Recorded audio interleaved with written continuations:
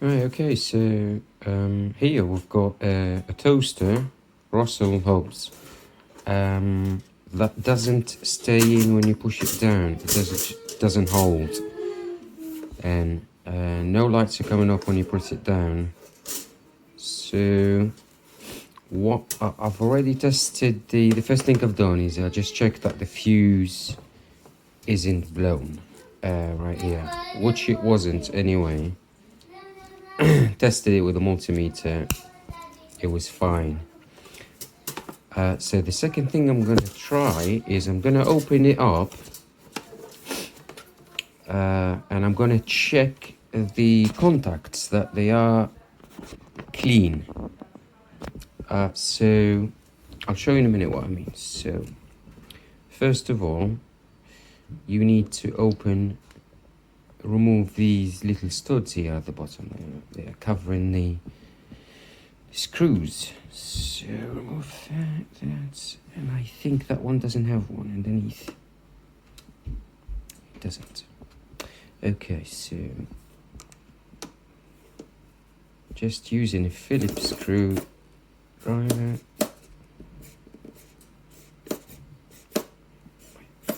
This pen is struggling, so let me get another one. Okay.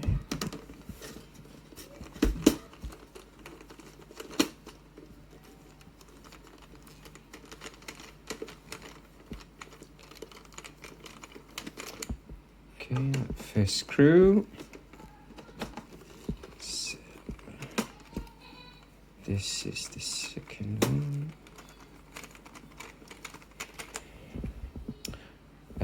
Third one is here.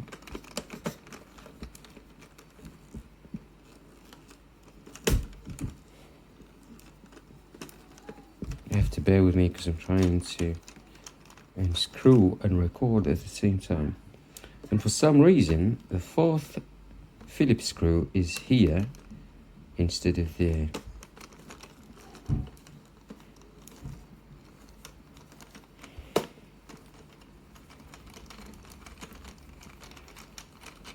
I have opened this one before to clean it. That's why I know where the screws are. Okay, so these are hex keys. Bear with me a second while I reach for that. Okay, the key that I found, it says the number is T10 on it. Okay. So here is my T10.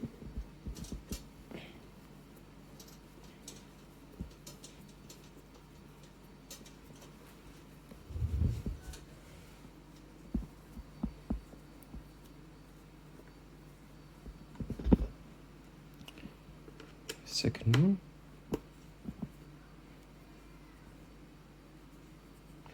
One thing I haven't done, I forgot to do, is remove the plate underneath to collect the pieces of bread.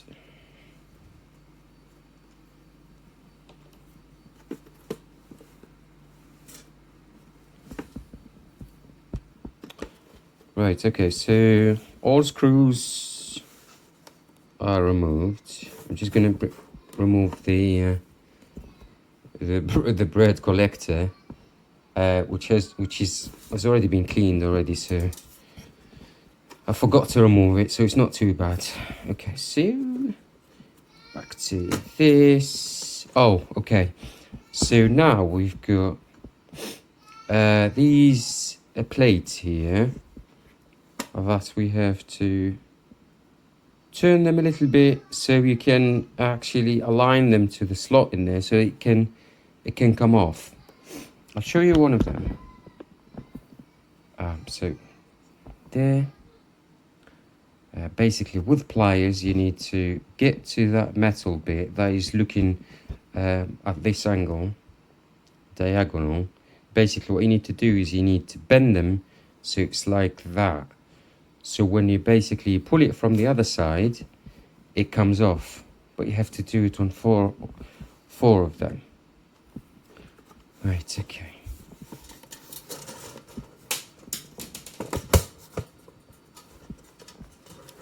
Let me see if I can actually remove it without having to do that. Maybe wrong.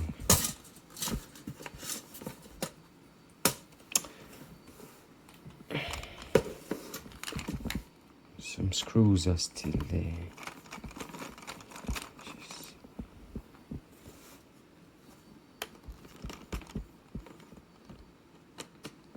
make sure they're fully removed. Oh, here we go. I'm telling a lie. So you don't actually need to remove these. That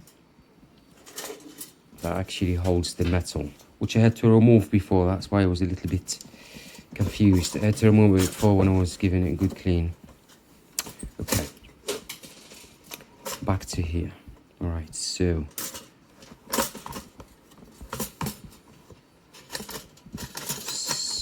this is basically when you push it, that comes down. And these bits here push against two switches. One switch that is here and one switch that is here.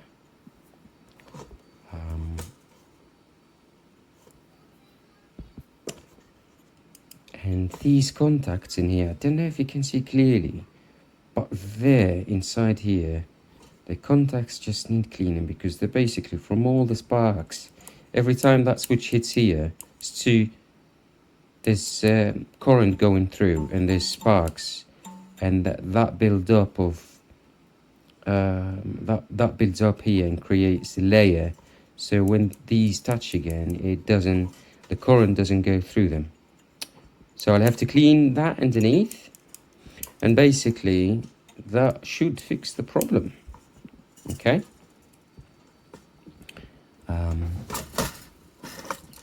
So all I'm gonna do, just got a nice file there. See if I can get that in there.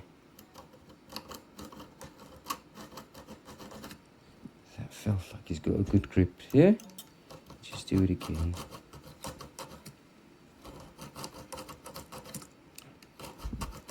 Just use anything that is sharp but not too harsh, like even sandpaper.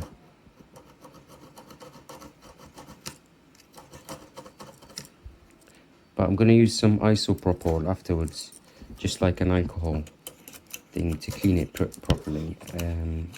You don't need to do that, but I'm going to do it.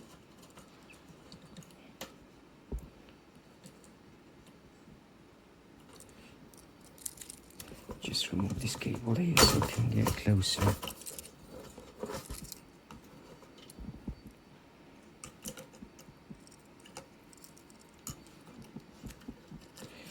I think I'm just going to move the camera for a little bit so I can record, so I can clean it properly. Bear with me. And the other thing I'm going to clean is the top contacts as well. So let's not forget about that.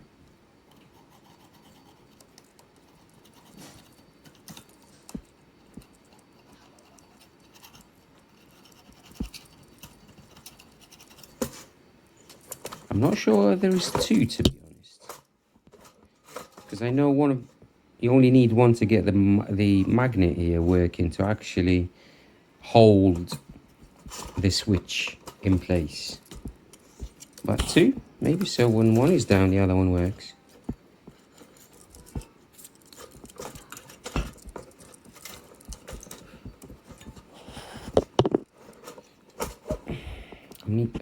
Bear with me a second while I can reach.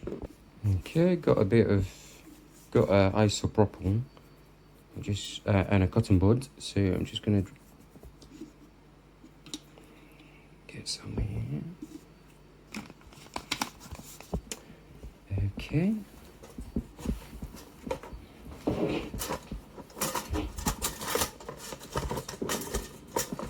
Let's just give it a good clean there. Remove any debris left from sanding that.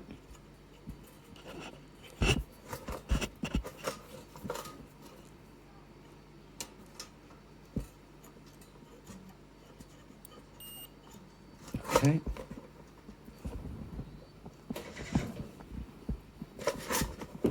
Okay, so that's done. Just need to put it back together. So this cable back here, nice and firm.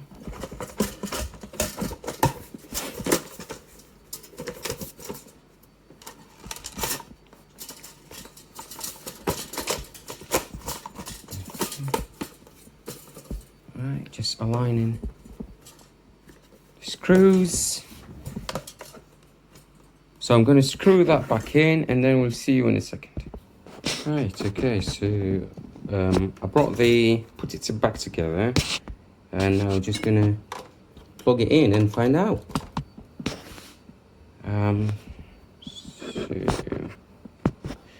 Okay.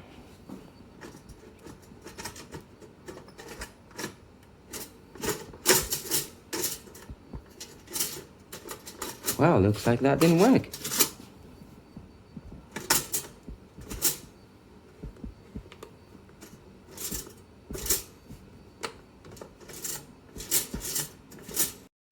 Right, so on second look,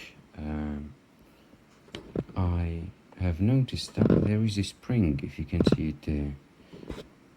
That spring there is, for some reason, have stretched over here. That is very bizarre. So what I'm going to do, I'm going to just feed it back where it should be, which is on this rod here, all the way. And hopefully that should fix the problem. Alright, see you in a minute. Okay, to get to that bit, I would have to remove the chassis from here. So just need to bend those blades in there with the pliers so they can actually match the slot in there so they can slide out. Okay, so once that pulled out, you should have better access to the spring in that rod.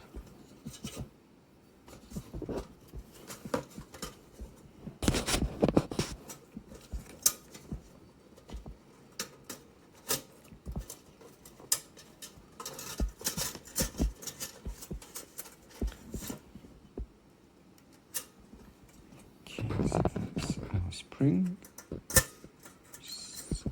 Feed it back where it should be.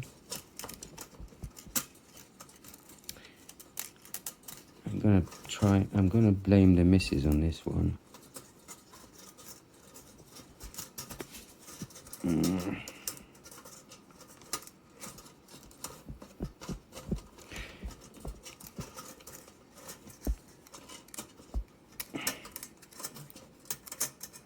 She's heavy-handed.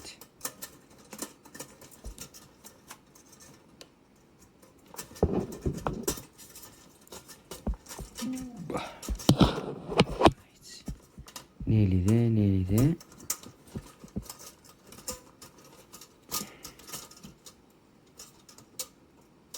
I think it's done. Just push it where it should be in that hole.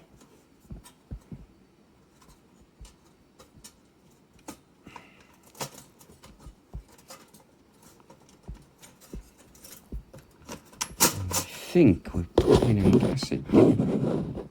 Right, let's just put it back together. Okay, so now I've plugged it in and we're just going to test it. It's all plugged in there. Our toaster, after I put the spring back to where it was, so push and it does hold. What is working here? Push and it does hold and heat up. That's it. Thank you for watching.